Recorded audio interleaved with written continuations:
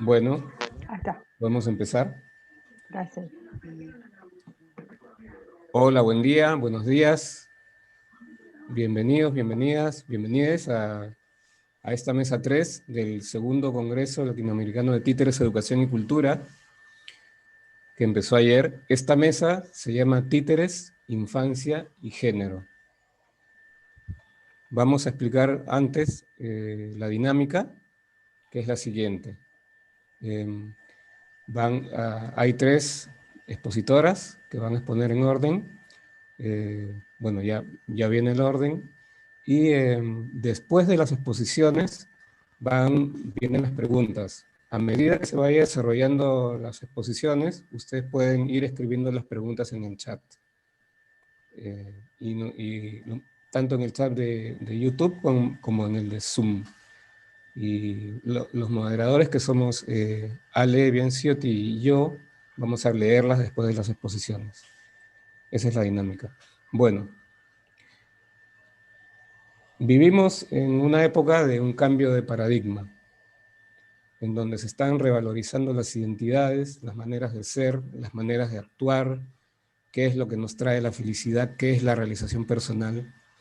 Ayer en la inauguración del Congreso, Quique de Mauro nos decía que, en particular, los titiriteros, las titiriteras, tenemos una responsabilidad en la formación de públicos y que es muy importante la calidad de los espectáculos, porque son los niños y las niñas quienes reciben estos espectáculos, y un buen espectáculo da acceso a que después la persona siga yendo al teatro, siga yendo a ver títeres.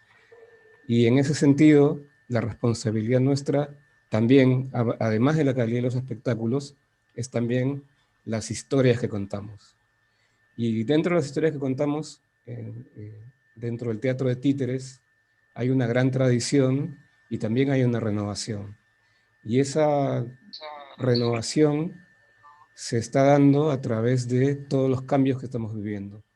La revalorización de los derechos, la reivindicación de los derechos de la mujer, la identidad de género, y toda la diversidad que hoy día asciende como siempre fue, pero ahora la vemos de otra manera y la reivindicamos de otra manera.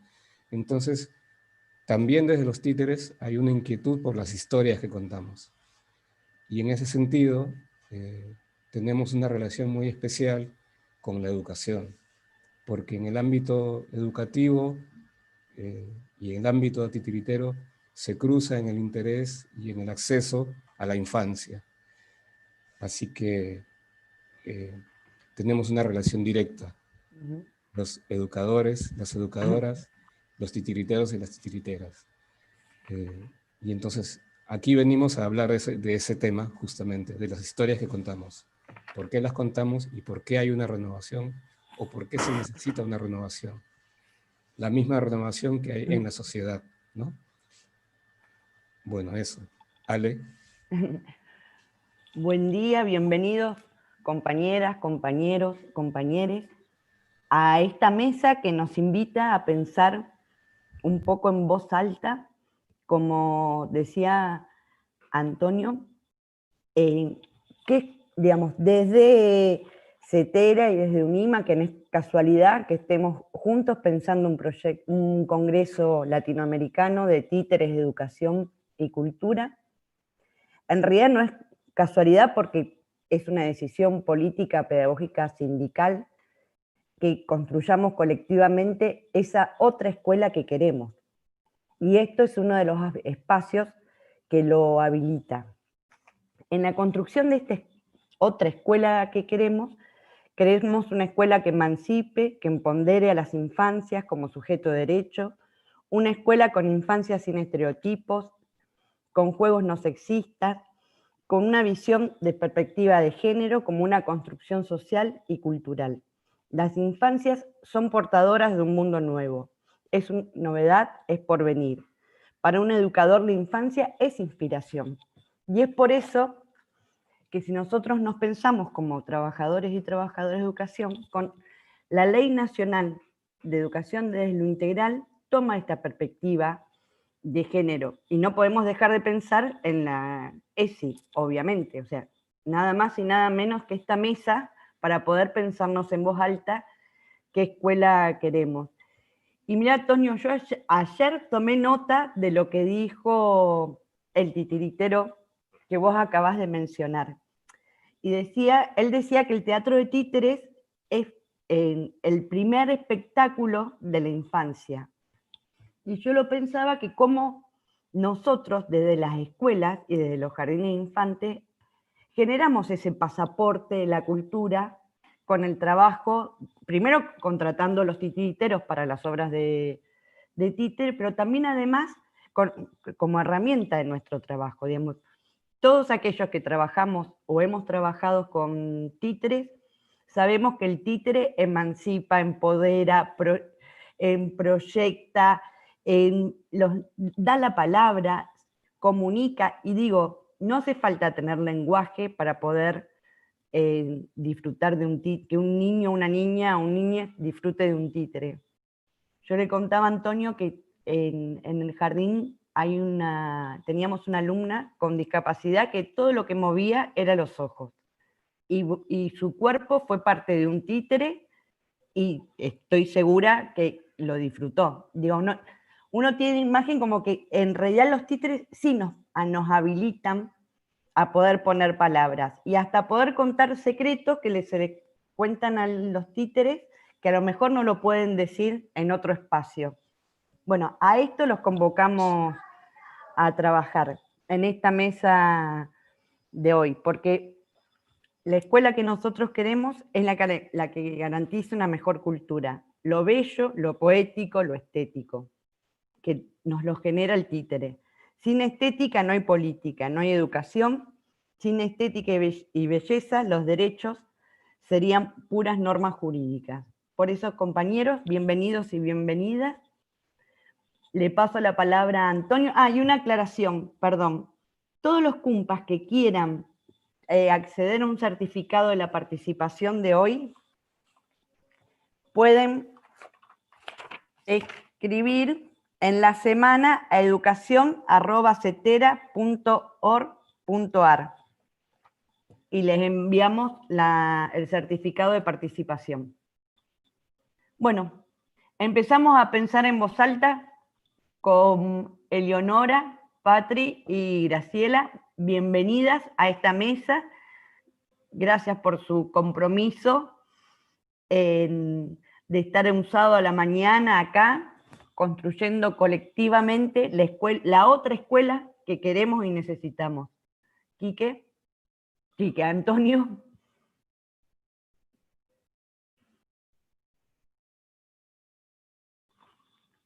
Está silenciado, cumpa.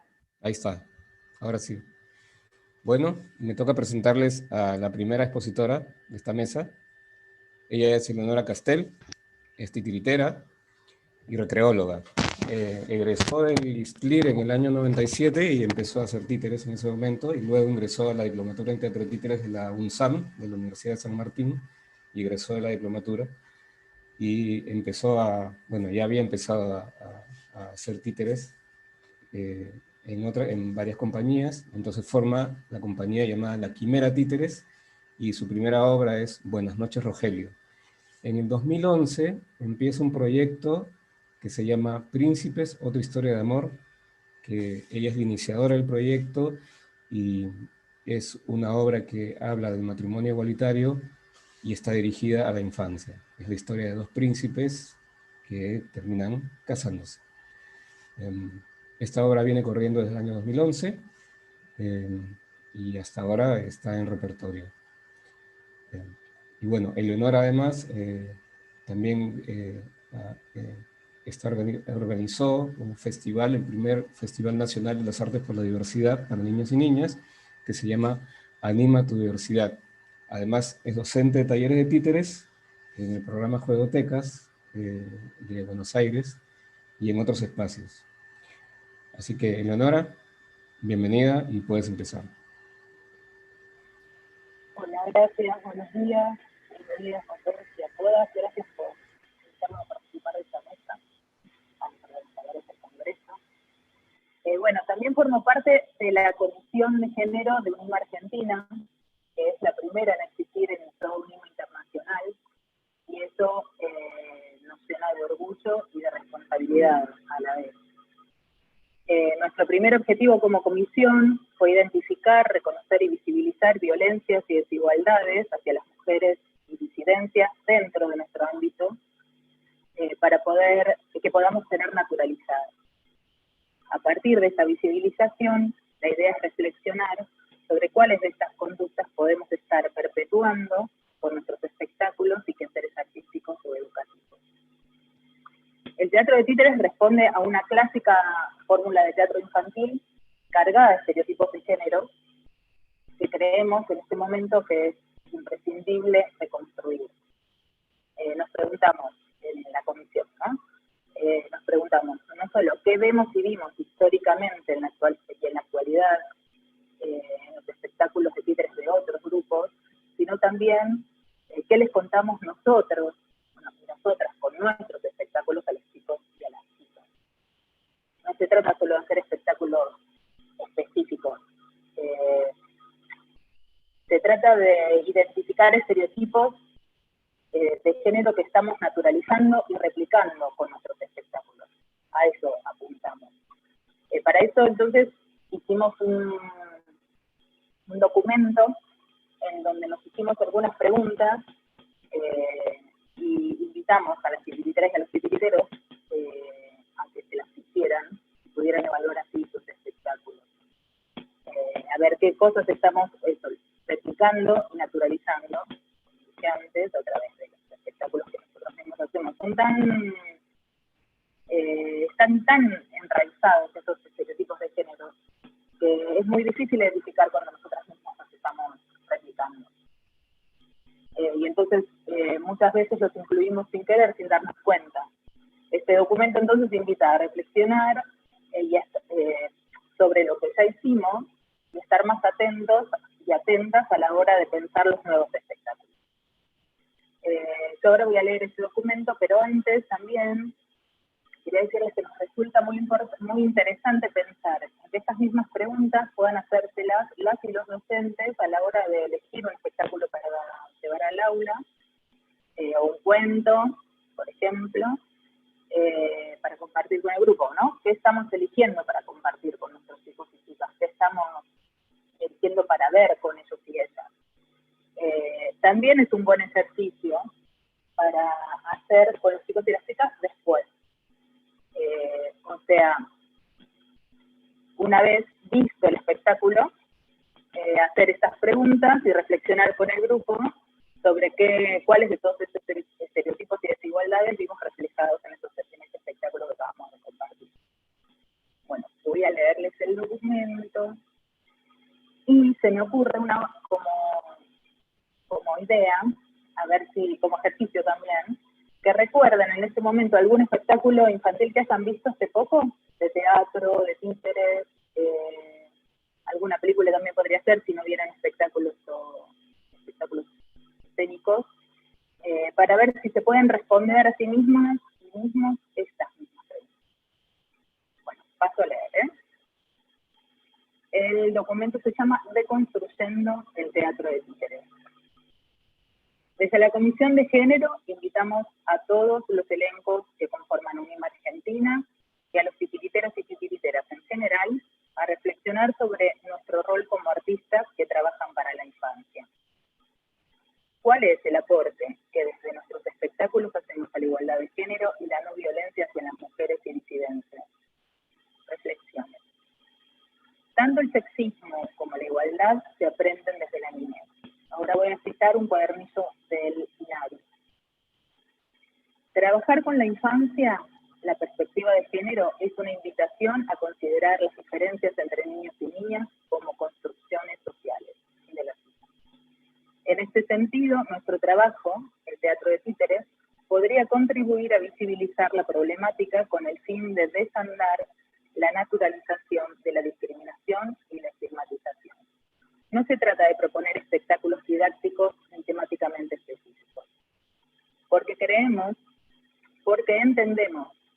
valores e ideologías se transmiten siempre de muchas maneras y que hacer espectáculos que hablan directamente sobre estos temas no es la única forma de encararlos, es que les invitamos a hacerse algunas preguntas que nos ayuden a entender de qué estamos hablando. Cito: un estereotipo de género es una opinión o un prejuicio generalizado acerca de atributos o características que hombres y mujeres poseen o deberían poseer, o de las funciones sociales que ambos desempeñan o deberían desempeñar. Los estereotipos basados en las relaciones de género contribuyen en la construcción simbólica de roles y atributos de las personas a partir del sexo asignado al nacer, estableciendo una jerarquía en la cual lo masculino es valorado como superior respecto a lo femenino y convirtiendo la diferencia sexual en desigualdad social. Fin de la cita. Esto es un reporte de las nubes. Teniendo en cuenta esto, es que nos preguntamos, ¿cómo juegan los estereotipos de género en nuestras obras? ¿Están presentes o no? Con nuestros espectáculos, ¿reconstruimos o perpetuamos los estereotipos sexistas? Pueden ser difíciles de identificar nuestros propios micromachismos, pero podemos hacernos algunas preguntas que nos ayuden a identificarlos. En nuestras obras, acá empieza el listado de preguntas, ¿no? En nuestras obras, ¿hay personajes masculinos y femeninos? ¿Podríamos identificar a algún personaje como LGBTIQ+? ¿Hay diversidad familiar o son familias heteroparentales, de padre-madre? Dentro de nuestra experiencia, podemos aseverar que la mayoría de los espectáculos tienen personajes masculinos y femeninos con vínculos y familias heterosexuales. A estos espectáculos nos referiremos. ¿Qué rol ocupa el personaje femenino en nuestros espectáculos? ¿Es protagonista o coprotagonista? ¿Protagoniza en nuestras obras la misma cantidad de personajes femeninos o masculinos indistintamente?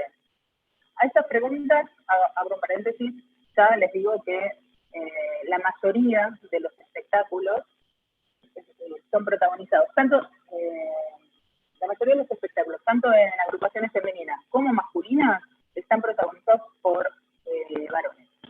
El personaje protagonista es masculino, la mayoría de las veces. De a poquito se va modificando esto, pero no deja de ser así todavía. Lo que más me llama a mí la atención en lo personal es que en las agrupaciones femeninas, en las cuales yo también me hago cargo, mis personajes también, los protagonistas fueron masculinos hasta ahora, a las mujeres nos resulta más cómodo poner voz de mujer y a los varones les resulta más cómodo poner voz de varón. Entonces, en las agrupaciones masculinas comprendo que el protagonista sea un varón, pero que en las femeninas también lo sea, me llama muchísimo la atención. Bueno, sigo. La elección de personajes masculinos como protagonistas en nuestros espectáculos podría deberse al preconcepto que caracteriza al niño como activo, divertido y travieso, y a la niña como cariñosa, sensible y pasiva. Si dejáramos estos prejuicios de lado, tanto mujeres como varones podrían protagonizar grandes aventuras o divertidos disparates, y dejaríamos de reproducir estos roles estereotipados que condicionan la vida a futuro y reproducen la discriminación. Esta es una cita del cuadernillo de Linares también. Desmitificar el amor romántico. Vuelvo a citar el cuadernillo de Linares. ¿Cuántas historias conocemos de mujeres rescatadas, salvadas, cuidadas, santificadas como madres, princesas, reinas elegidas por príncipes salvadores, castigadas como madrastras, brujas malvadas, o medias naranjas que se completan con otras? La literatura infantil ha contribuido a reforzar o son expresión de los estereotipos de género que ubican a la mujer en un lugar pasivo de dependencia con relación al varón. El ideal romántico vinculado a la búsqueda del príncipe salvador y protector ha formado y forma parte de los relatos con los cuales crecen niñas y niños. Fin de la cita. Más preguntas. ¿Cuál es el vínculo entre nuestro personaje masculino y el femenino? ¿Están enamorados? El Él quiere conquistar el amor de ella quiere conquistar el amor de él. ¿Cómo la describe él a ella cuando nos cuenta su amor? ¿Valora su ingenio, su sentido del humor, sus ocurrencias o su inteligencia? ¿O simplemente dice, es tan linda? ¿Y ella, cómo lo describe? ¿Hace hincapié en su belleza o admira su valentía y su fuerza? ¿Él la rescata o la ayuda? Ella, ¿espera que la ayuden o que la salven? ¿Siempre es un personaje masculino el que acude a la ayuda del femenino? ¿Siempre es un personaje femenino el que necesita que la salven o rescaten? Vuelvo a hacer un paréntesis y la respuesta para mí es sí. La mayoría de las veces es un personaje femenino el que espera que un personaje masculino la rescate y no así la ayude. Quiero hacer salvedades, ¿no? Hay grupos, hay obras de varones y de mujeres que tienen otra historia, pero la clásica es esta, y la clásica es la que se sigue reproduciendo una y mil veces. Continúo. Este tipo de signos clásicos de las obras de títeres no hacen más que avalar los estereotipos que aseguran que las mujeres importamos cuando somos elegidas por algún varón y que solo la belleza es la virtud que hará que esto suceda. También perpetúa el prejuicio que asegura que las mujeres son débiles y que necesitan ser rescatadas por un varón fuerte, al que luego amarán como signo de agradecimiento. Si cambiamos el vínculo de nuestros personajes, si en lugar de estar enamorados fueran vecines, mejores amigues, cómplices, compañeros, ¿cambiaría en algo la historia que queremos contar? Probablemente no. Si decidiéramos continuar con la relación de amor entre nuestros personajes, pero cambiáramos la idea del rescate por la de la ayuda, y cambiáramos el hecho de que él tenga que resolver los problemas, e hiciéramos que busquen una solución entre ambos. Si cambiáramos los adjetivos que elegimos para calificarlo a él o calificarla a ella, ¿cambiaría en algo lo que queremos contar con nuestras obras? Probablemente tampoco.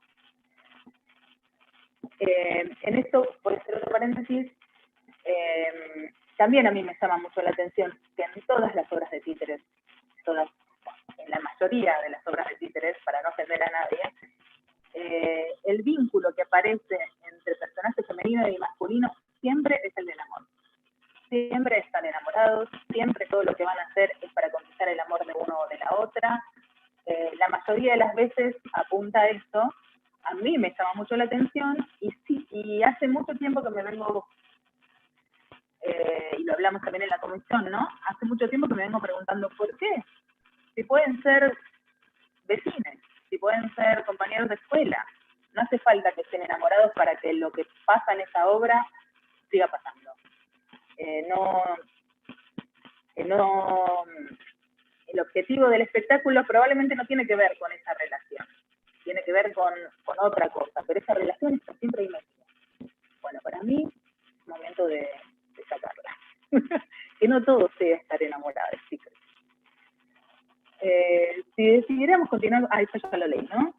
¿Cambiaría en algo lo que queremos contar con nuestra obra? Probablemente tampoco. Cito al cuadernillo de Linadio otra vez. Repensar la posición de la mujer con relación al ideal romántico es parte del trabajo de deconstrucción y empoderamiento de género. Fin de la cita. Muchas veces en nuestros espectáculos hay pequeñas participaciones de las madres, padres, abuelas o abuelos de nuestros protagonistas. Siguiendo esta línea de análisis, miremos mejor estas intervenciones. Generalmente los personajes femeninos, ya sea que los veamos o porque se hace alusión a su acción, aparecen barriendo, limpiando o cocinando. O se las escucha llamando a los niños o niñas para que vayan a comer o merendar. Esto, interrumpo nuevamente, es un clásico también. Es un momentito de los espectáculos donde se escucha a la mamá o la abuela llamando o parece para ayudar en algo. Es un personaje completamente secundario. Y esos personajes, si son femeninos, probablemente estén barriendo, hayan estado limpiando o te vayan a buscar al protagonista para que vas a comer o a merendar. Eso es así, es un clásico. Si nosotros, bueno, ahora lo voy a decir en la lectura, pero si nosotros cambiáramos esto por el simple hecho de que esa participación aparezca con una brocha, porque estaba pintando una puerta, o esté arreglando un mueble, o esté leyendo el diario, o leyendo el libro, eso solo hace una gran diferencia, porque esa actividad no tiene que ver con lo que estamos contando. Y sin embargo, esa actividad dice un montón. Bueno, continuamos. Esto responde, lo que decíamos antes, esto responde al falso concepto que sostiene que es función de la mujer ocuparse de las tareas de cuidado de la familia y el hogar. Podríamos, sin embargo, plantear, por ejemplo, que esa madre o abuela estaban leyendo un libro, leyendo el diario, pintando una pared, arreglando un mueble o el auto, construyendo un cohete para viajar al espacio. Y podríamos también hacer que la voz que llama al niño o a la niña para comer o merendar sea una voz masculina y no femenina. Son pequeñas acciones o diálogos de personajes secundarios que muchas veces son anecdóticas y difícilmente modifiquen algo de nuestro espectáculo, si decidiéramos cambiar el género de quien las realiza o enuncia. Con estos pequeños cambios estaríamos contribuyendo a construir una imagen más igualitaria entre varones y mujeres con nuestros espectáculos, ¿verdad? Bueno, ese es el fin del documento. Esto estuvo circulando entre grupos de titiriteros y titiriteras, UNIMA lo compartió, y estuvo bastante buena la repercusión. Hace que la gente se plantee, hasta incluso tuve compañeras que plantearon modificar pequeños momentos de sus espectáculos. Yo tengo un espectáculo que estrené el año pasado con mi compañera Adriana Sobrero, donde se escucha en un momento la voz de la mamá llamando a la nena para comer las galletitas de avena que te preparé. Y entonces, a partir de esto, ¿no?, de estas reflexiones que pudimos hacer con la comisión, dije, bueno, que sea el papá el que llama, o que la misma mamá, si me resulta a mí más cómodo hacer la voz de mujer, la misma mamá hable de las galletas que dejó preparadas el papá. Son pequeñas cositas que hacen un montón para mí a esta deconstrucción, ¿no? Y me sale la palabra formateo, pero no está buena. Y a la invitación a los chicos y a las chicas de ver una cosa diferente. Sí, que estos estereotipos se vayan eliminando lentamente, por lo menos desde nuestro quehacer en esas pequeñas cositas. Me parece casi fundamental. Así que los invito a intentarlo. ¿No es cierto? Bueno, muchas gracias.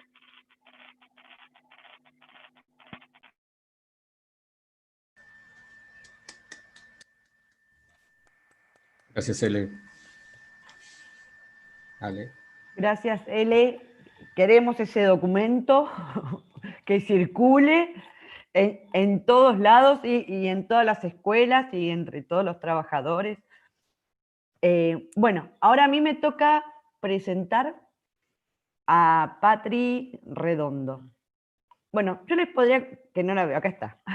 Yo les podría contar que Patri es doctora en Ciencias de la Educación, es directora de carreras de posgrado y diplomaturas en Flaxo, es profesora de la Universidad de La Plata, integra el consejo de la revista Infancias Latinoamericanas, pero en realidad yo les voy a contar que Patri es nuestra compañera de camino y de destino.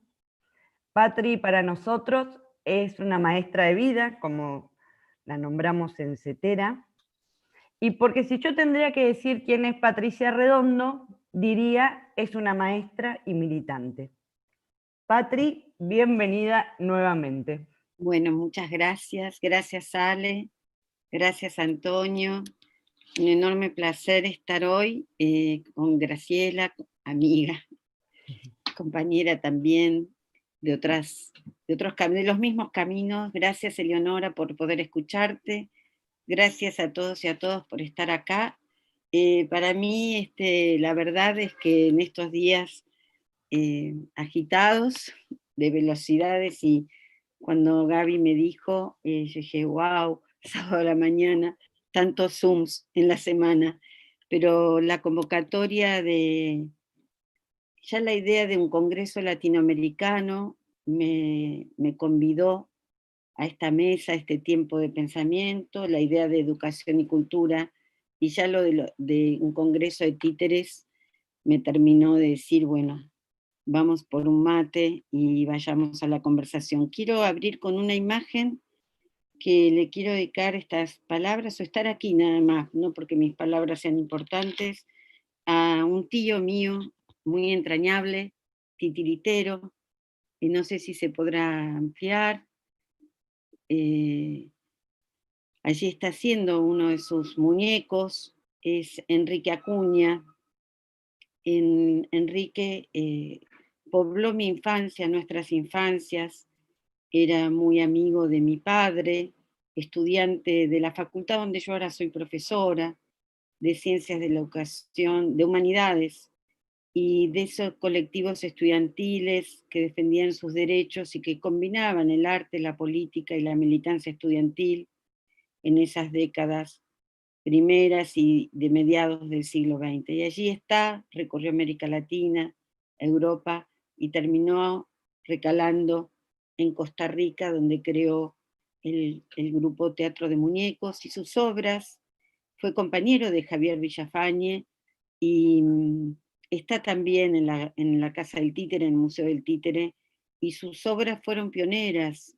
Yo no pertenezco para nada al campo de los titiriteros, allí ustedes sabrán, pero para mí me volvió mi infancia cuando me invitaron a este congreso. Así que solo quiero agradecer en la imagen de mi tío Enrique a todos los titiriteros, a todas las titiriteras, a su magia, porque hay un efecto mágico que se entrelaza cuando uno como niña, como adulto, como adulta, se sienta allí y hay algo que acontece que es absolutamente irrepetible, que no lo resuelven las pantallas, que no lo hay algo del orden del vínculo, del amor por el mundo, de la ternura, de lo que acontece que es único. Así que gracias a quienes ejercen ese arte, ejercen este arte, este oficio maravilloso. Yo quisiera hablar un poquito de educación. Hoy estoy como directora provincial de nivel inicial en la provincia de Buenos Aires.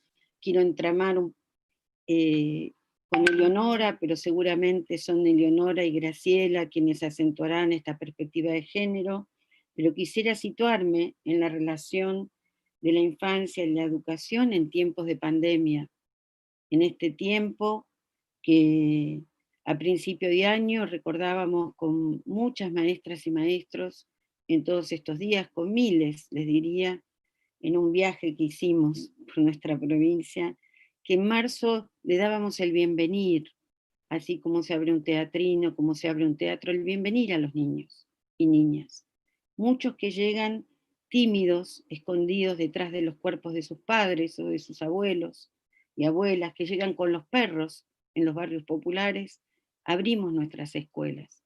Sin embargo, a los pocos días, en función de la ASPO, en función de políticas públicas de cuidado, de cada uno y del colectivo, y nombro la palabra política también para traerla a esta mesa hoy, porque es necesario en estos tiempos aciagos, que los lobos están sueltos, poner también en el diálogo de la ternura y el arte el término de la política y la educación.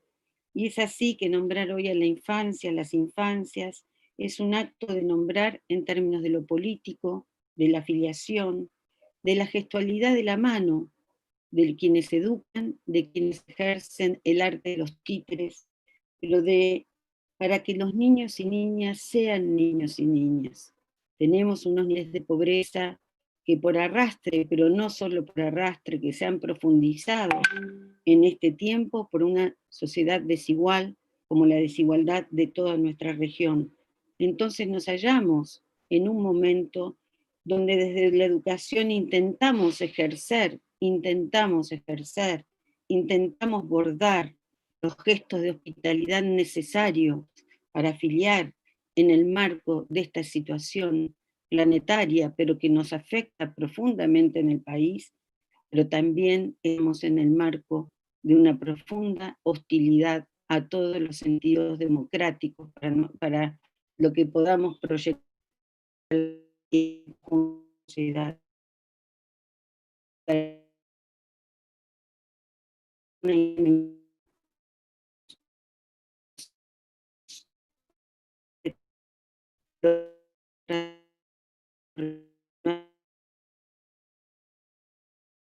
Infancia, la educación, la política y la cultura.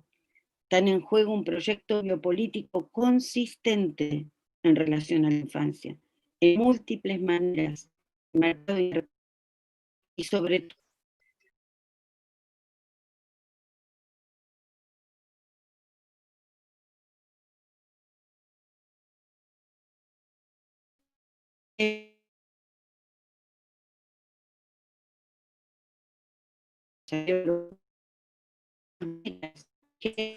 Patri, se entrecorta mucho. Si sacaras la imagen por ahí se puede escuchar mejor el sonido. ahora, bueno, Patri, si no, intenta apagar la cámara tuya y ya la apagué. escuchamos tu voz. Ya la apagué. Ahora me dicen si se me corta y si intento pasar al teléfono. Ahora está mejor, parece, ¿no? Ahora está. Ah, bueno. No, comentaba que unas muñecas. Pero disculpen que apaguen sus micrófonos, por favor.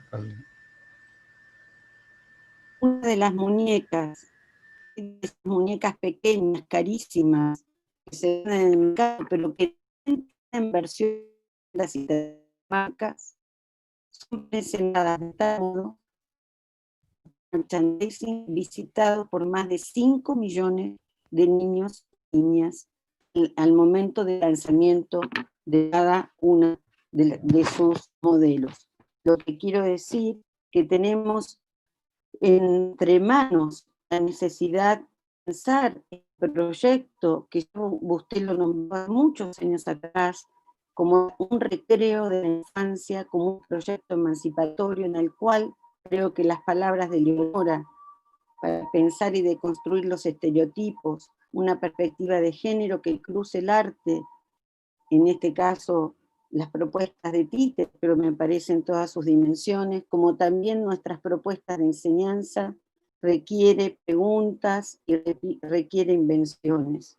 La disputa hoy también es en relación a los niños y las niñas, entre una cultura de la vida y una cultura de la muerte. Y también quiero agregar con inquietud que en términos de este tiempo que vivimos, precisamos reconocer a los niños y niñas, incluso el aislamiento, como productores de cultura.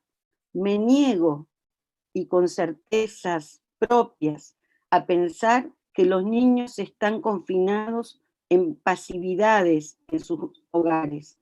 Quiero reconocer las prácticas de cultura populares que hoy están sucediendo en las familias, en las barriadas, hasta las más desheredadas. Quiero decir con esto que en nuestras propias miradas, que a veces se construyen en el nombre del bien, también despojan.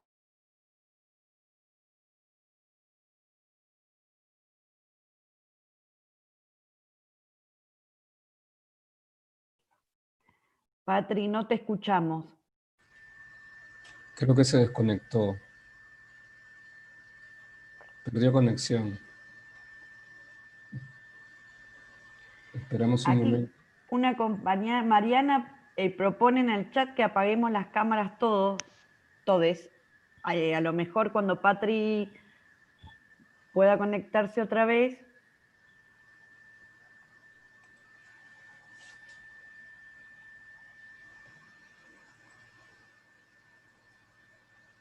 Pueden quedar igual los coordinadores, porque si no, Sí, sí. yo digo esto y apago el micrófono, si no se va a encontrar con nadie, va a decir termina.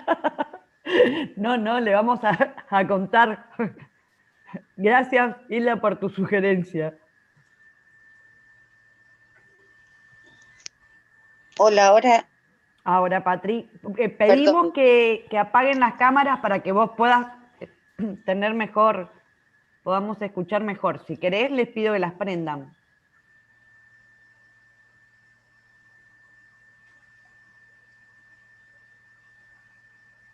¿Nos escuchás, Patri? Se volvió a cortar, me parece. No, a ver, espera. Ah, no, ahí sí. Pero por primera vez tengo hoy muchos problemas de conexión. A ver, estoy si te doy la palabra para no seguir. Ale.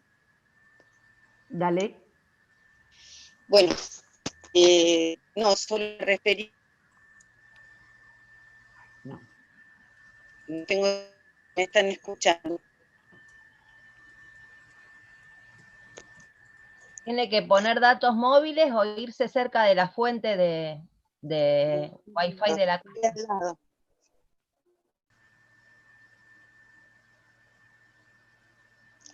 Hola. Sí. Bueno. Hola, Ale. Bueno. Sí, Patri, te escuchamos. Bueno, listo. Bueno, solo decirles, a ver si intento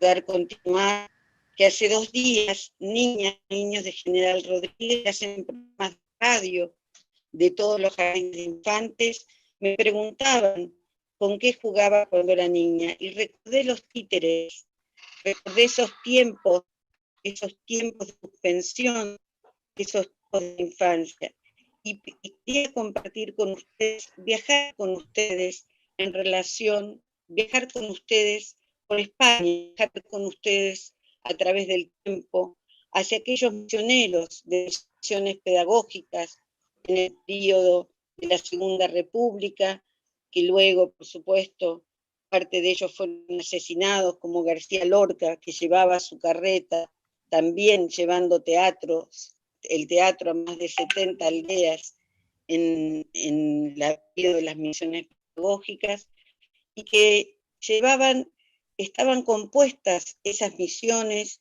por artistas, por poetas, por cineastas, por filósofos, por pedagogos, a más de 7.000 pueblos. Quiero imaginar también entonces, a partir de esta mesa, si no es un momento por entramar más.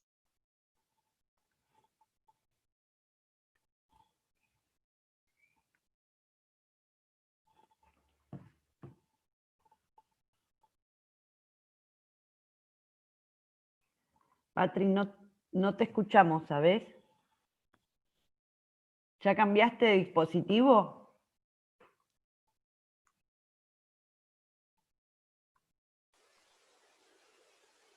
Ale, salió Patri.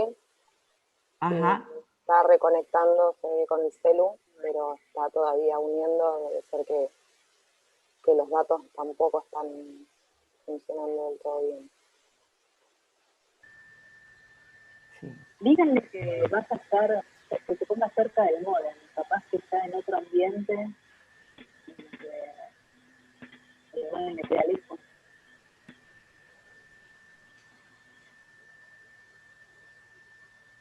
Alejada, Ahí volvió. No me digas que no escucharon nada. Bueno, Ale, no escucharon nada de lo que dije hasta ahora. No, esta última parte no, Patri. Bueno, me parece que vamos a tener que... No, porque es medio difícil. No, estaba relatando la historia de las misiones pedagógicas en España y de qué modo los misioneros en la Segunda República llegaban hasta cada uno de los pueblos donde habitaban abuelos y abuelas, niños y niñas, a esas tierras muy áridas, a más de 7.000 pueblos, y esas misiones que tuvieron, por supuesto, muchísimos efectos en la historia de la educación de América Latina también, estaban compuestas por artistas, poetas, músicos, cineastas, filósofos, pedagogos, entre otros, pedagogos y pedagogas, entre otras. Ese gesto de subirse a las mulas, a los camiones, sin importar la adversidad, y llevar enrollados los cuadros o las reproducciones de los cuadros de los museos, también llevar imprentas, llevar las marionetas y llevar los cuentos, parte de lo que es el caudal de lo que nos han dado los maestros y maestras republicanos, me hace pensar cada vez más, no es el momento de estrechar mucho más todavía los puentes entre la educación y la cultura. Me hace pensar cada vez más en este tiempo de urgencia, sin este tiempo donde por la noche la noticia de la cantidad de infectados, de no era el momento justo, el momento kairos, el justo a tiempo, para envolver más a las niñas y a los niños en la cultura, en las culturas, para poner en juego la potencialidad de nuestra sociedad, para alojar a los nuevos, a las nuevas, desde ese doble amor arentiano que plantea la educación, plantea la necesidad de la educación como amor al mundo. Me parece que necesitamos poner en discusión que la cuestión no es una cuestión solo de alimentos, es un tiempo de otras urgencias también, los arrullos, de los susurros, de las desmesuras. Compartí con Oscar Amaya el otro día el cierre de un ciclo de niñez en Almirante Brown. Hablaba de los sabores de lo que alimenta. En otras claves tenemos que discutir los sabores de lo que alimenta, en otras claves a las que el capitalismo propone. Y tenemos que hacer jugar la idea de sabores con saberes, pero también saberes sensibles a una experiencia infantil inmersa en nuestras culturas, en la transmisión, en el tiempo de escucha, en lo que plantea Leonora, en la desnaturalización de los estereotipos de género, en otorgarle a las voces infantiles la corporalidad con e intentan unir los niños y las niñas las ausencias de nuestras presencias escolares.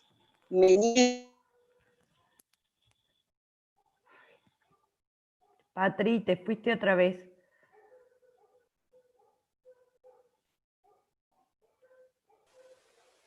Se le desconectó, ¿vale? ¿Se desconectó? Sí. Bueno, Se desconectó otra vez. sí. Sí, igual ya estaba cerrando, por eso no quiero... Y, Ahí está. De nuevo. bueno, nada, le paso la gracia.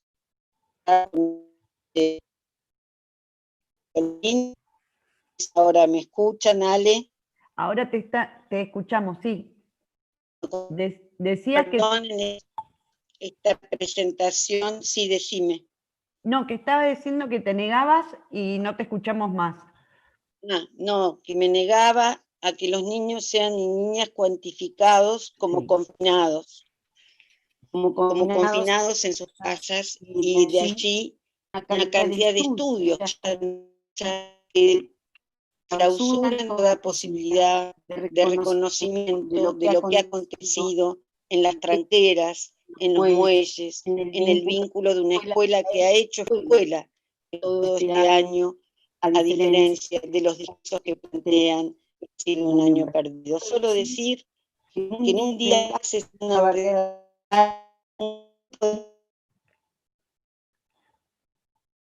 una pequeña, ese día abandona su crisálida y se transforma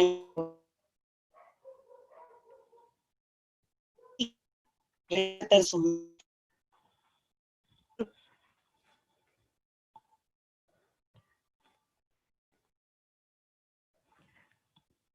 Patri, dejamos de escucharte otra vez.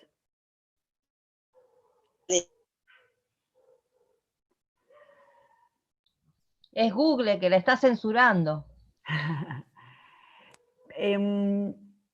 Bueno, ¿les parece, Patri? No te escuchamos. ¿Les parece que si quieren prendan las cámaras? Porque evidentemente con las cámaras apagadas no resolvimos el tema de conexión de Patri. Y cuando Patri pueda volver. En todo caso, después de Graciela, le damos un pequeño espacio para que pueda Muy bien. ella cerrar. Bueno, ahora vamos a escuchar a nuestra querida compañera Graciela Morgade.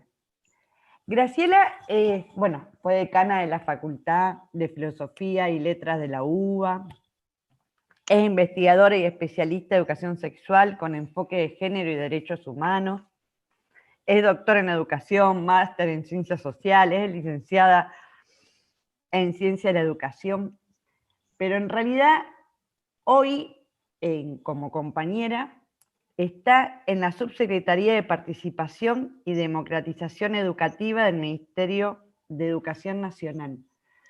Y está como compañera porque desde ese lugar tenemos la certeza de que es una garante de derechos. En las infancias, en las juventudes también. Bienvenida, Graciela, y bueno, gracias por compartir esta mesa y te invitamos a seguir pensando juntos esta otra escuela que queremos, como dijo Sonia ayer. Bienvenida. Bueno, gracias Ale, Antonio, Eleonora, Patri, qué pena Patri que se fue entrecortando, pero el nivel de atención que estábamos teniendo y también de tensión por el tema de la desconexión tiene que ver con la profundidad de las palabras que estabas planteando, tus reflexiones, como siempre, pero bueno, esta vuelta teníamos así como un enorme deseo, y quiero decir que me encantó, Eleonora, ya te escribí por privado, me encantó realmente la presentación, y bueno, y gracias por invitarme. Yo, bueno, efectivamente vengo trabajando en cuestiones de géneros y educación hace muchos años, ¿no? Y realmente las vueltas de tuerca que en los últimos años le fuimos dando a la educación, a las formas, bueno, a la crítica de las formas hegemónicas de la educación, y esta mirada tan profunda, tan sistemática, que va al hueso, micropolítica, que planteó Eleonora, bueno, forma parte tal vez de nuestra metodología de trabajo, y la quiero subrayar, ¿no? Una metodología de trabajo que, bueno, orientada por la perspectiva de género, de géneros, reflexiona sobre cada eslabón, ¿no?, de la cadena, cada ladrillo de la pared, cada práctica cotidiana, ¿no? Entonces, quiero reivindicar que esta mesa esté en el marco de este congreso y que estemos diciendo lo que estamos diciendo, básicamente porque quiero hacer un homenaje al movimiento social de mujeres, a los feminismos, a los movimientos de la disidencia sexual, en términos muy globales, ¿no? Uno de los ejes que los movimientos sexogenéricos nos alentaron a trabajar es la cuestión de las identidades, ¿no? De los sujetos con quienes trabajamos y de nosotras, nosotros, nosotres. ¿Quiénes somos? ¿Quiénes son? En términos de las identidades de esos niños, esas niñas, esas niñes con quienes trabajamos, hoy nos enfrentamos, hoy disponemos de un repertorio también interesante de lupas, ¿no? Digo interesantes porque es la perspectiva de géneros que indaga los estereotipos, pero una perspectiva de géneros orientada por lo que llamamos los feminismos populares, que son interseccionales, ¿no? Y que los feminismos populares interseccionales miran las formas de la desigualdad en las que a la vez que se reproducen esa condición social estereotipada, machista, de todas las identidades sexogenéricas, ¿no? Cis y trans, todas están construidas en un digamos, paradigma machista, patriarcal, heteronormativo. A la vez que miramos esa perspectiva sexogenérica, no dejamos de mirar la perspectiva socioeconómica, ¿no? Porque estamos hablando de desigualdades que se retroalimentan. y miramos desde la perspectiva cultural, criticando el racismo, criticando el etnocentrismo, el colonialismo de nuestros saberes, y esos son los feminismos populares, interseccionales, que también, y es una categoría de reciente irrupción en los feminismos, también son ambientalistas, ¿no? Entonces, nuestra mirada complejiza todas esas formas de construcción de la desigualdad, porque sabemos que se retroalimentan, porque los estereotipos de género, bueno, multiplican y retroalimentan formas de exclusión social económica, porque los estereotipos de género atravesados por el racismo también ponen, ¿no? Multiplican las formas de la desigualdad. Entonces, bueno, este eje creo que es un eje potente, teórico, político, que hoy tenemos y del que disponemos, ¿no? El otro eje del que disponemos efectivamente tiene que ver con poder mirarnos y poder mirar a la comunidad educativa con la que trabajamos desde la perspectiva de, bueno, de la diversidad. Porque si bien reconocemos, cuando hablamos de diversidades, estamos pensando en diversidades sexogenéricas, yo propongo pensar que lo diverso es todo aquello que no es lo uno, ¿no? Todo aquello que no es lo hegemónico, lo que se ve, lo que se repite, el personaje masculino valiente hasta el hartazgo, eso es el uno. Y todo lo otro, las otras, les otres, somos, ¿no? Lo diverso. Y cómo en nuestra vida cotidiana, nuestros niños, niñas, niñas y sus familias están constituidas de manera diversa. Entonces, esta categoría, identidad, se complementa con la de diversidad, y diversidad como categoría política, ¿no? Pero reitero, invito a pensar a la diversidad como todo aquello que no es lo uno, y que es pensado como bueno, lo abyecto, lo despreciable, lo que no hay que nombrar, y que, bueno, y que de alguna manera también contribuye a que las cosas estén como están, porque han cambiado mucho y hay muchas cosas que no han cambiado, ¿no? El tercer eje, el tercer vector que creo que del que disponemos es la educación sexual integral como ley, ¿no? Recién hablaba de categorías teóricas, procesos sociales, pero también tenemos una ley que es la educación sexual integral.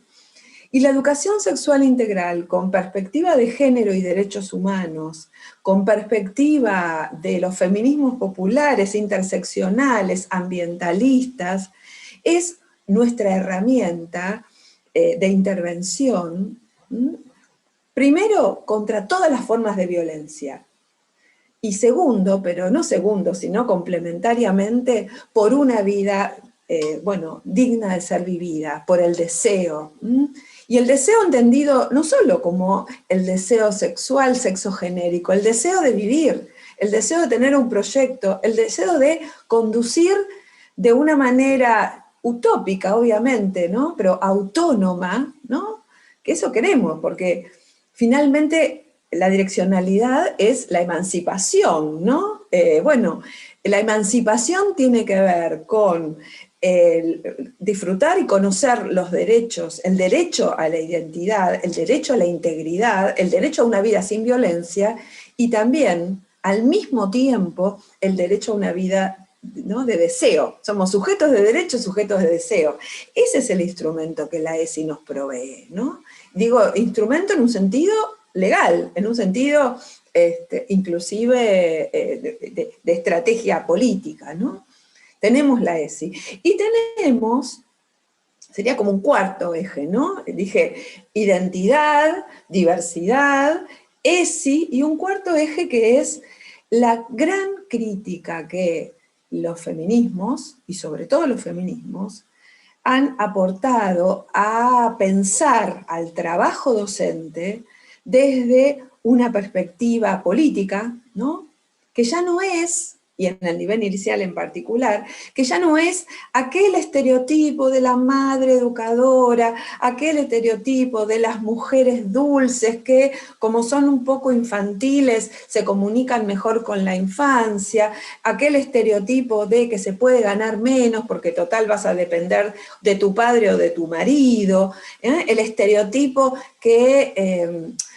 bueno, que de alguna manera tendió a pensar a las docentes como una prolongación del lugar maternal.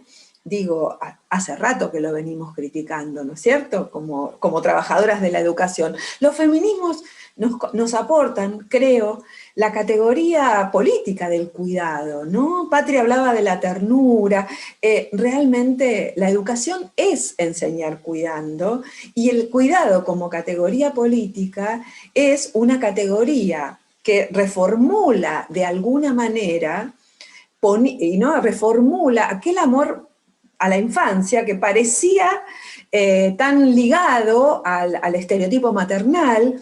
No, lo recupera, lo politiza, porque finalmente se trata efectivamente de un amor. Todas las formas del feminismo hablan del amor, ¿no? Pero estamos hablando de un amor despojado justamente de aquello que parecen los soportes de la sumisión, ¿no? Así como criticamos el amor romántico, que fue un motivo, ¿no?, un corset para la vida de las mujeres, también criticamos al amor maternal en el sentido de pensar y suponer que las mujeres vamos a ser madres siempre, ¿no? Y la ternura, ¿no?, este componente del vínculo pedagógico, el cuidado, ¿no?, como esta categoría política, son formas de pensar, ¿no? Formas de pensar que ya nos interpelan como docentes, pero nos interpelan ya no, eliminando o rechazando el estereotipo, sino al mismo tiempo recuperando el contenido, que es un contenido valioso, porque el cuidado de la vida es esencial. Y la pandemia nos los mostró, ¿no es cierto? De las tareas de cuidado estuvo dependiendo todos estos meses la vida de todas nosotras, ¿no? Y de todos nosotros y de todes nosotres. Entonces, y esta categoría, ¿no?, del cuidado como categoría política, creo que es una categoría potente para seguir pensando, para seguir, profundizando, ¿no? Y creo también, y me voy a meter en un terreno que seguramente, es complejo, creo también que la perspectiva de género nos habilita, nos interpela a poder pensarnos como docentes dentro de un Estado. Y dentro de un Estado, por ejemplo, el Estado nacional, o los estados provinciales, o los estados municipales, pero me voy a referir al Estado nacional como un nivel de nuestro trabajo que, que se apoya, que parte, que se fundamenta en una serie de discursos que llamaríamos civilizatorios. Y los derechos humanos en la Argentina, los derechos humanos y los procesos de ampliación de derechos humanos son, desde mi perspectiva, y desde la perspectiva de muchas otras, el fundamento, ¿no?, esa base del trabajo docente, por ejemplo, en cualquier lugar en el que trabajemos. Escuelas estatales, escuelas privadas, privadas laicas, privadas confesionales. Siempre estamos trabajando en el marco de un Estado. Y porque las escuelas todas son Estado. Y el pacto civilizatorio, podríamos discutir mucho la idea de pacto, podríamos discutir si eran iguales quienes hicieron el pacto, pero nos invito a pensar, ¿no?, como en términos de lo que hoy tenemos. El pacto civilizatorio del Estado argentino está no solo en la Constitución, en las convenciones, sino en todas las leyes de ampliación de derechos que vinieron alimentando a nuestra democracia y que fueron alimentados por los movimientos sociales, ¿no? Y ese pacto, ¿no? Esos derechos humanos son la respuesta frente a intentos de impugnar la perspectiva de género y la categoría de género. Son nuestra herramienta. Para decirlo muy claramente y, bueno, tal vez con otras palabras. En nuestro país hay libertad religiosa, las personas tienen derecho a tener una religión, o sea, profesar una religión, es decir, colocar su religiosidad en una forma organizativa que son las religiones. En la ciudad de Buenos Aires, por ejemplo, y disculpen, yo sé que hay compañeras y compañeros de todo el país y de América Latina, pero conozco el número de la ciudad de Buenos Aires, hay 1.400 cultos. En la Argentina hay muchas religiones y la enorme mayoría están inscritas además. O sea, las personas tienen derecho a tener religiones y las religiones existen. Lo que no puede pasar es que la ESI nos coloque en contra del pueblo religioso. Lo que no puede pasar es que tengamos impugnaciones del pueblo religioso a la ESI. Tenemos que trabajar ese nudo. Y desde mi propuesta es que pensemos que las escuelas laicas y las escuelas confesionales también son Estado, y que una comunidad religiosa puede, por ejemplo, decir, tiene derecho a decir, en nuestra comunidad preferimos la familia constituida por una mujer y un varón heterosexuales y con un objetivo que es tener hijos, hijas, o sea, la reproducción. Lo puede decir como preferencia, pero eso es un particular. El universal, lo general, es que existen otras formas de configuraciones, ¿no?, familiares, y que esas formas, además, son legales, no son inmorales, forman parte de otros sistemas morales, no son enfermedades, por ejemplo, ¿no? Entonces, creo que por ese lado se resuelve, entre comillas, una controversia que tenemos que seguir dando, que tiene que ver con esta cuestión de hasta dónde la perspectiva de género debe ser utilizada en la educación sexual integral. La respuesta es, la educación sexual integral del año 2006 fue alimentada por todo el plexo normativo de los derechos humanos en todos estos años, la ley del año 2009 de la violencia contra las mujeres, ¿no?, de protección integral, 2009, la ley de matrimonio igualitario, la ley de identidad de género del año 2012, todos los grandes movimientos de Ni Una Menos, la ley Micaela, todo este plexo normativo alimenta a la ESI y alimenta a nuestra convicción de que, bueno, que la perspectiva de género y derechos humanos en realidad es un proyecto pedagógico de justicia social y de igualdad. Y en ese sentido, creo, tenemos que seguir dialogando, tenemos que seguir trabajando, porque, y con esto termino, y lo digo mucho últimamente, no todas las resistencias son iguales. Las resistencias de nuestras compañeras, compañeros y compañeres, creo que les compañeros deben tener pocas resistencias a la ESI, me imagino, pero resistencias de compañeras y compañeros, resistencias que pueden ser de las familias. Es un momento histórico de gran potencia para, ¿no?, abrir las orejas, abrir la escucha y poder entender que a veces las resistencias tienen que ver con desconocimiento, tienen que ver con tabúes, tienen que ver con miedos, tienen que ver con estar pasando situaciones de violencia y no poder ponerles nombre o no poder enfrentarlas, y no siempre tienen que ver con un sector militante que es muy minoritario y que existe, y que el año pasado se encarnó inclusive en un candidato a presidente, ¿no?, como fue Gómez Centurión. Gómez Centurión y su candidata a vicepresidenta querrían derogar la ley de identidad de género o derogar la ESI si tuvieran mayoría, pero no la van a tener, porque este proceso no tiene vuelta atrás, ¿no?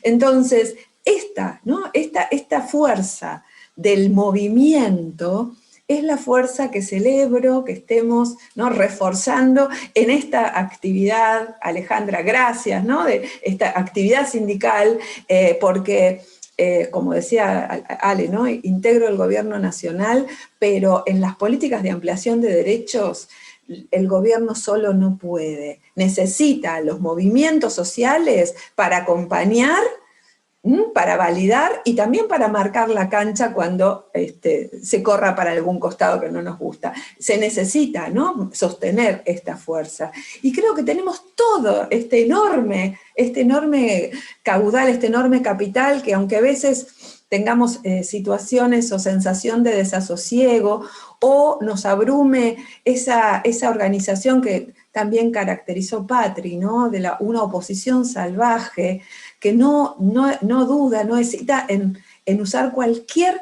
forma destituyente de la política, ¿no? Han sido destituyentes de todas las formas posibles y siguen siéndolo.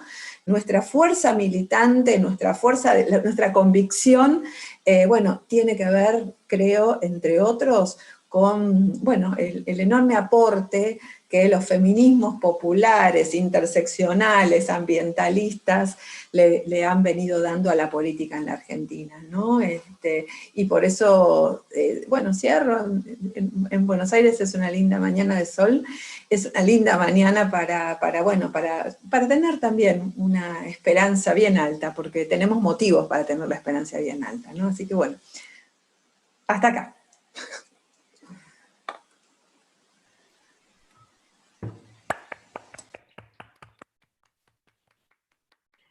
Muchas gracias, Graciela, muchas gracias, Eleonora. Patri, no te estoy viendo, no te estamos viendo por aquí, pero bueno, acá está, ahí estás. Patri, ¿querés terminar? Pues, digamos, Es medio ¿no? difícil ya, pero... Bueno, pero a lo mejor... Me parece que, no, solo discúlpenme, pero el tema de la conectividad nunca no me viene sucediendo. No, me parece que ya con lo que de Graciela y lo de Leonora, lo mío fue un desastre, pero no era, me parece que es suficientemente potente la mesa. No, yo solo relataba una imagen de una escuela popular, una imagen de una escena educativa, de un concierto de un violín que hace un músico de la escuela, de las orquestas, a una mariposa, a una oruga que se transforma en mariposa, y el detalle que era una mariposa cualquiera, y que esta idea de la necesidad de envolver en la cultura, en las culturas, a las niñas y a los niños, porque estoy convencida que allí, junto a todo al marco y a la profundidad de lo que planteó Leonora y lo que sumó a Graciela, detallando desde el plexo normativo, desde las miradas, los desplazamientos, y también la cuestión de la esperanza, ¿no? Porque hay una disputa por la esperanza. Nos quieren convencer de que no existe. Y los niños están ligados a la esperanza. Si no hay esperanza, no hay niñez. Y entonces me parece que allí tenemos tiempos aciagos, y el problema es quién clausura el discurso sobre estos tiempos. Y me parece entonces que me quedo con lo de la esperanza que cerró Graciela, y esta mariposa que en términos de los poetas y las poetas, los artistas y las artistas, el arte, nos resulta urgente hoy para pensar la infancia, porque dan cuenta de la transformación, de la posibilidad de la transformación. Y 24 horas por 27 recibimos una saturación de que el mundo es como es, que el capitalismo es así, que nos llevan a vivir entre pandemias y que no hay otra opción que no sea este capitalismo salvaje. Y no hay futuro y porvenir para las infancias si no cuidamos el medio ambiente, si no interrumpimos la lógica del capitalismo tardío, aquí mismo en la propia ciudad de Buenos Aires, en las ciudades, en nuestros conos urbanos. Los niños tienen derecho a otro medio ambiente. No puede ser que habiten entre cordilleras de basura. Hay una multidimensionalidad de la desigualdad que la educación tracciona, por la igualdad no es suficiente. Y entonces creo y estoy convencida que en esta agenda feminista, en esta oleada y la cuestión del medio ambiente, la infancia, el arte y la cultura y la política están ligadas a no dimitir de la esperanza a pesar de que digan que ya no hay otra oportunidad. Solo eso.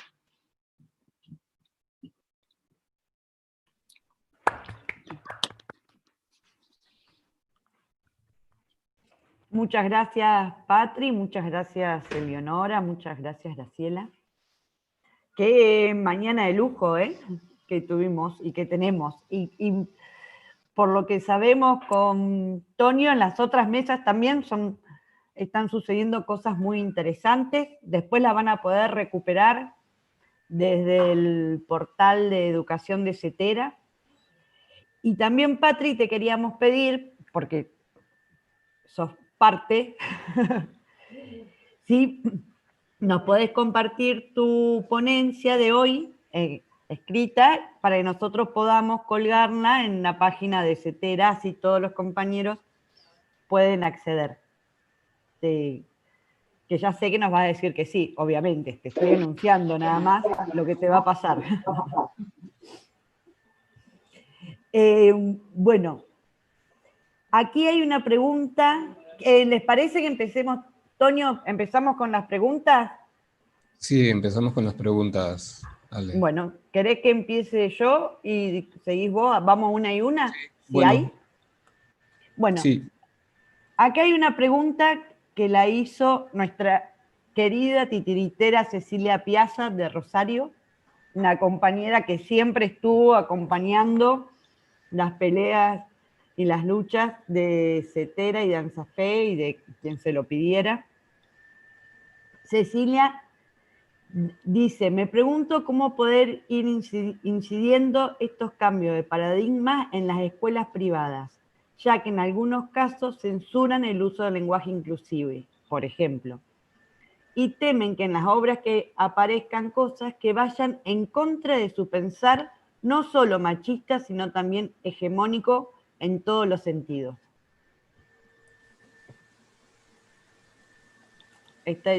Dale, Gra.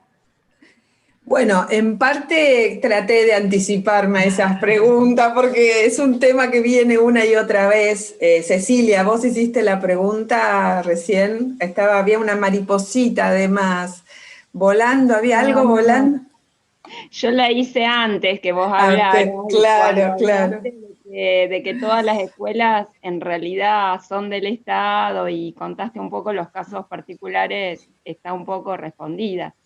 Así Igualmente, yo, no sé, pensé que también desde el gremio, supongo, se puede hacer como un trabajo de docencia con los docentes, me imagino, porque pasé por una experiencia muy tremenda este año, entonces, participando con un títer en un aula virtual de una escuela privada.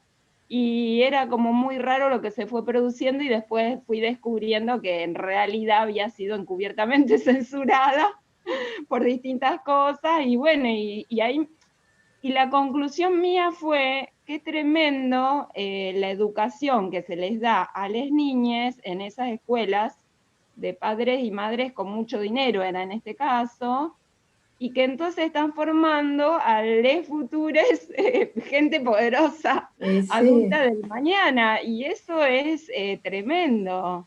Entonces pienso que ahí hay que destrabar algo para hacer las cosas de otro modo. Y para hacer cortito, lo que me pareció más tremendo fue que en una escena que tenía que crear, me dijeron, no podés mostrar un niño que se pone triste. Y porque entonces yo digo, bueno, está bien, ellos quieren ser esperanzador, como vos fuiste en tu discurso, por ejemplo, pero no, pero también está bueno hablar de cuando alguien se pone triste o poder mostrar lo que te pasa para justamente también poder sanarse, pero no podés censurar todo y decir que todo el tiempo está todo bien. Eso solo como para hacerlo sintético, pero sí vi un poco respondida mi pregunta. Yo quiero decir solamente una recomendación. no demos una clase de ESI, no demos la clase de género, primero porque es transversal, y segundo porque nos pone en una situación de mucha vulnerabilidad. Y otra, 2 tips, y otro que es, nunca en soledad, compañeras, compañeros, compañeres, el gremio, otras, hay defensorías, o sea, nunca en soledad, porque ahí nos queda justamente, quedamos muy vulnerables, ¿no? Entonces, no anunciarlo y nunca en soledad, y adelante.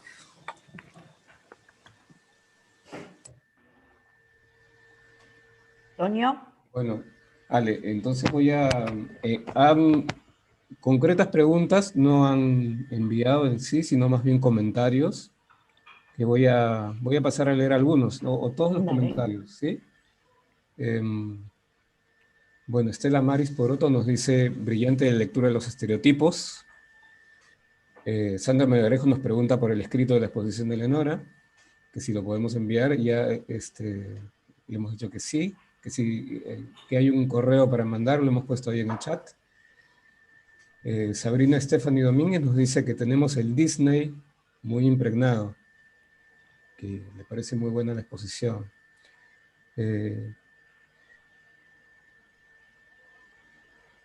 Sí, Alicia Vallejos nos manda un comentario muy interesante que lo paso a leer. Dice, es increíble el mundo que crea y trasciende en los contextos educativos el trabajar con este lenguaje artístico, este género. Es increíble el mundo que crea y trasciende en los contextos educativos el trabajar... poner en evidencia las diferentes problemáticas sociales que emergen y que desde un diálogo, monólogo, canción, poema, poesía, relato, historia, también nos convoca a escucharlos a ustedes, los titiriteros, como prácticas de un arte que necesita ser popularizado desde la misma impronta de volver a los inicios de nuestra propia cultura. Y Silvina de Bernardo nos comenta...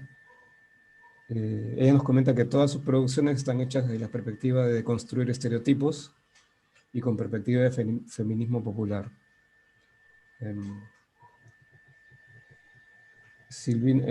Paula Quintana nos dice, apunta sobre la disputa por la esperanza, ¿no? A reflexionar efectivamente quién clausura el discurso. Y yo quería decir también que yo me siento muy emocionado por poder debatir esto en un foro así, porque son pocas las oportunidades en realidad en que se habla de las obras de títeres y el contenido de títeres, a pesar de que seguramente lo hacemos en privado, en un foro donde se puede dialogar y se puede hablar de estos temas. En lo personal me parece muy importante y emocionante. Si quieren comentar algo de lo que he leído, por favor. Sí, aquí en el chat del Zoom también muchas compañeras saludando y felicitando a las expositoras por su exposición. Graciela también, queremos tu exposición escrita, esto es así, nosotros les queremos contar, Eleonora, todo es poco para nosotros, o sea que además de del video, también está bueno que circule la palabra escrita. Una compañera dice que, bueno, que le gustó mucho la ilación que hizo Patri con los aportes de Graciela como de Eleonora.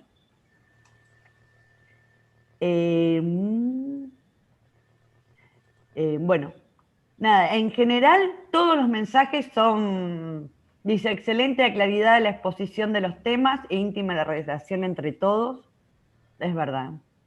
Hermoso, esperanzador y constructivo discurso de Graciela, muchas gracias. Aquí tengo una pregunta yo. Bueno. María Laura Gallo pregunta, ¿podría Graciela Morgade ahondar sobre los feminismos populares interseccionales? Sí, breve. A ver, los feminismos justamente los decimos en plural porque a lo largo en particular del siglo XX fueron teniendo diferentes expresiones, ¿no? Y fueron poniendo diferentes énfasis en, bueno, expresiones de la desigualdad. Al principio hay como un cierto consenso en hablar de olas, ¿no? La primera ola feminista tuvo que ver con el sufragio, con el derecho al voto, en Europa, en Estados Unidos, en Argentina se produjo con Evita, ¿no? Evita, que no se autodeclaraba feminista, hizo una de las mayores conquistas para las mujeres, en fin, larga historia. Hay los feminismos de género, ¿no? Ya más hacia acá, 60, 70, la segunda ola, la categoría género, ¿no? la discusión de la división sexual del trabajo, la discusión del salario, de la educación, digamos, toda una enorme discusión sobre el mundo público y sobre el mundo privado también. La tercera ola, que tiene más que ver con la irrupción de los movimientos de la disidencia sexual y la mirada sobre los cuerpos, ¿no? Donde se integra mucho más al análisis de la construcción social de los cuerpos, y además se intenta abandonar el binarismo de la segunda ola, que era femenino-masculino. Y hoy una cuarta ola que tiene que ver con la articulación de los feminismos, la apropiación de las luchas feministas por diferentes movimientos sociales, diversos movimientos sociales, que inclusive llegan al feminismo sin haber empezado siendo feministas. Por ejemplo, las mujeres piqueteras en la Argentina, o las trabajadoras de la economía popular, la CETEP, que ¿no? construye un feminismo sin haber partido necesariamente de todas estas olas, sino a partir de una experiencia, que es la experiencia de ser mujeres pobres, por ejemplo, cartoneras, ¿no? Entonces, estos feminismos populares tienen que ver con esta articulación de luchas que se dan básicamente en la calle, compañeros, se dan en la calle. Y bueno, después le damos una vuelta de tuerca, las teorizamos, las sistematizamos en conjunto, pero bueno, centralmente tiene que ver con esto, ¿no? Ojalá te haya podido responder lo más rápidamente posible que pude. Gracias. Aquí también hay otra. Gracias. Bueno, Gracias. yo también tengo otra. Léela, Toño, y después la leo yo si querés. Más bien tiene que ver con lo que comentaba Cecilia Piazza, y Silvina de Bernardo nos cuenta que a ella también se le suspendió una función donde trataba el tema del lenguaje inclusivo, por ejemplo. Y a mí se me ocurre que tal vez, Leonora, nos podrías comentar algunas cosas que han pasado también cuando has dado la función de príncipes, ¿no? Como que pasa lo mismo en distintos lugares. ¿O del lenguaje inclusivo y príncipe? No, lo que pasa algunas cosas que pasan en las funciones cuando la historia es diferente, tiene un final diferente. Nosotros estamos dando, digo nosotros porque Toño forma parte del elenco también, somos Toño y yo, que damos este espectáculo. Damos esta obra, la estamos haciendo desde el 2011, y son muy pocas las escuelas que nos convocan a hacer el espectáculo. Porque a veces nos contacta la directora y las maestras están en desacuerdo, a veces nos contactan los docentes y los directivos están en desacuerdo. Dimos un par de funciones en el Mariano Acosta que fueron maravillosas, y después nos enteramos de que no les habían contado a los chicos de qué se trataba la obra para evitar quilombos con los padres. Incluso creo que no se lo habían comentado a los directivos tampoco. Una cosa así, como que van buscando diferentes maneras, aún hoy, 2020, bueno, saltemos el 2020, digamos, porque no está habiendo funciones, pero hasta el 2019 sigue habiendo como muchas trabas para mostrar un espectáculo donde dos príncipes se casan, porque la temática es una obra de títeres con un final diferente, pero el espectáculo sigue siendo una obra de títeres como cualquier otra, digamos. Así que sí, se complica todavía. Está difícil, entonces también es como más complicado que existan más espectáculos que hablen del tema.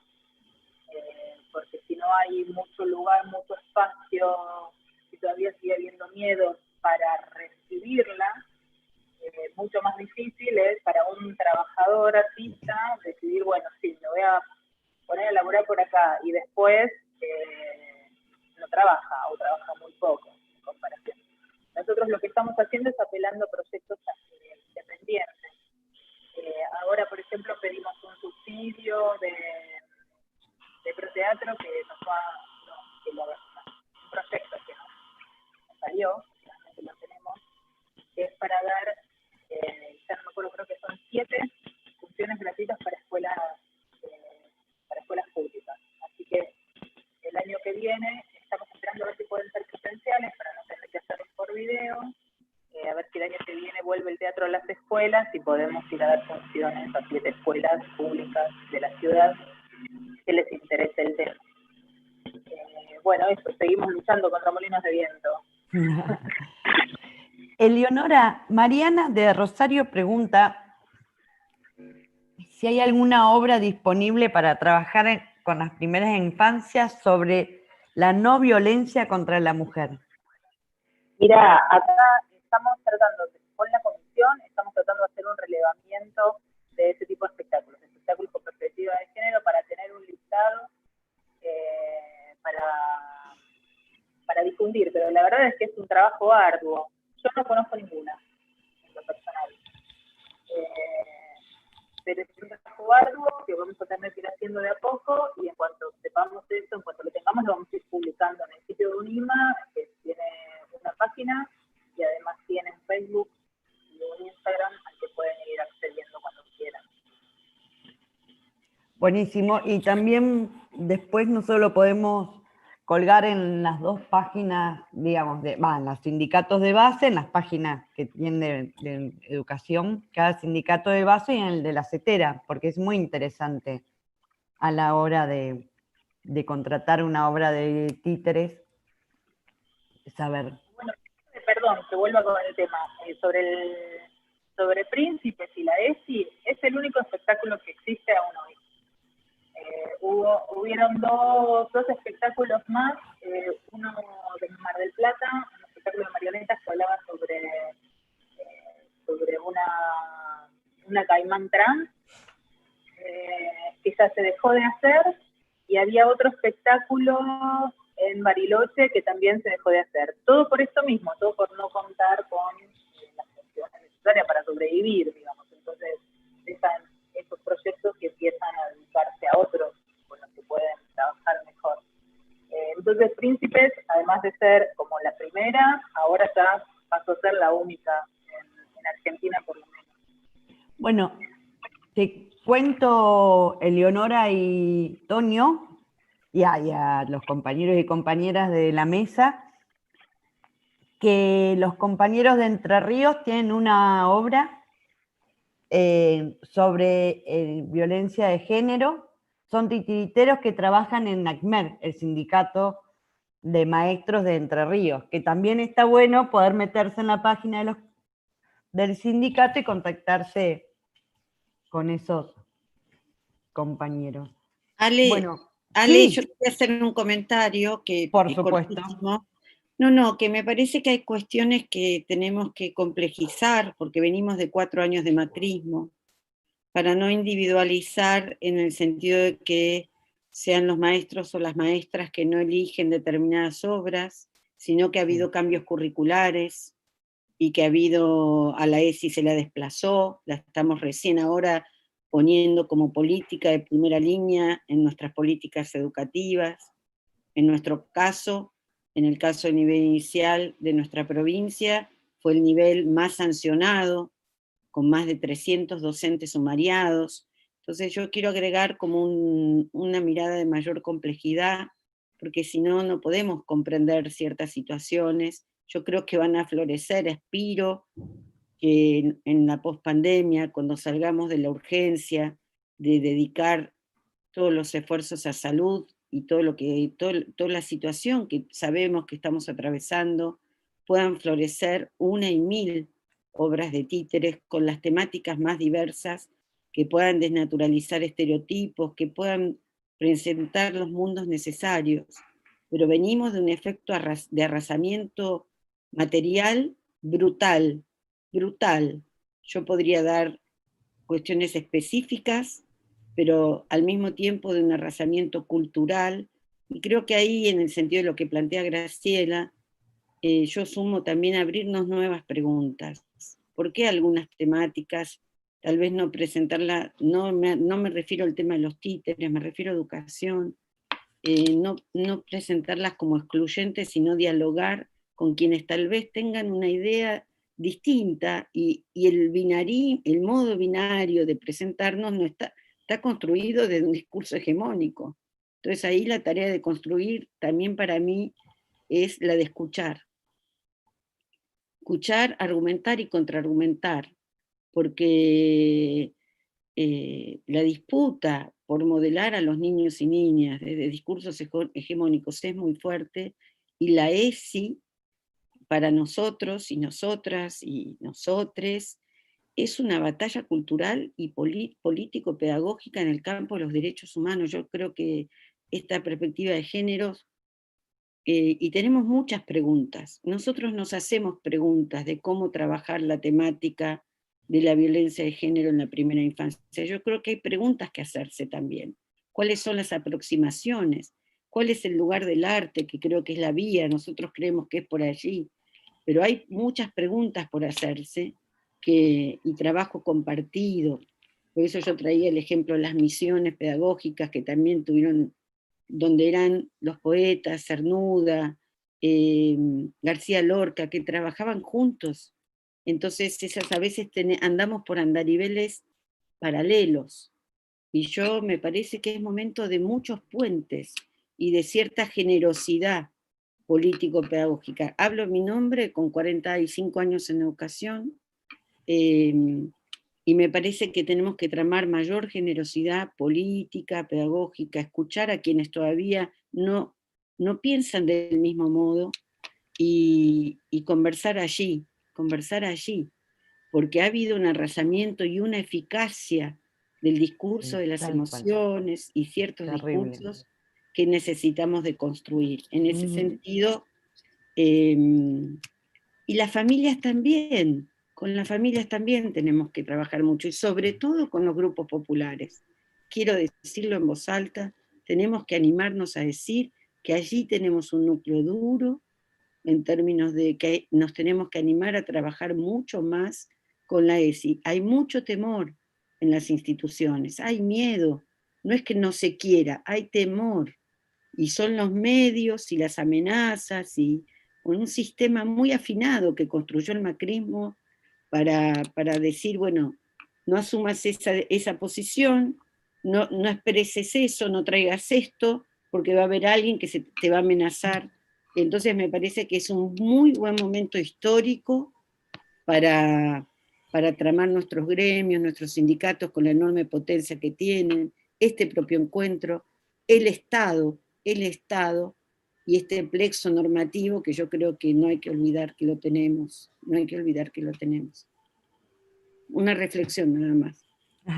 Gracias, Patri. Bueno, ya es hora de ir cerrando la mesa. Sí. Le quería... Toño, ¿pudiste volver? Volví, aquí estoy. Ay, mira, me Algo cambiaste pasó, de lugar en mi pantalla. El Zoom se apagó, no sé qué pasó, bueno. Voy a apuntar un par de comentarios más del chat. Bueno, y después, si te parece, vamos cerrando, así los compañeros pueden, digamos, descansar o engancharse en las mesas de la tarde.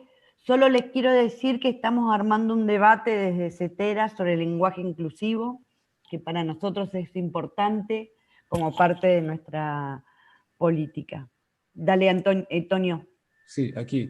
Bueno, María Laura Gallo nos comenta, por ejemplo, que hay obras que abordan temáticas relacionadas a ESI, de teatro de actores para niñas, por ejemplo. La niña que fue Cirano de Córdoba lo menciona, y obras de títeres que no atraviesan directamente estas temáticas, pero algo